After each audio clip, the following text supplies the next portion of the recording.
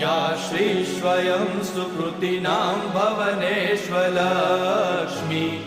पापात्मनां कृतधियां हृदयेषु बुद्धि श्रद्धा सतां कुलजनप्रभवस्य लज्जा तां त्वां नतास्म परिपालय देवि विश्वम् किं वर्णयाम तव रूपमचिन्त्यमेतत्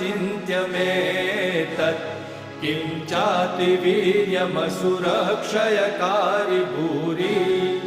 किं चाहवेषु चरितानि तवानियानि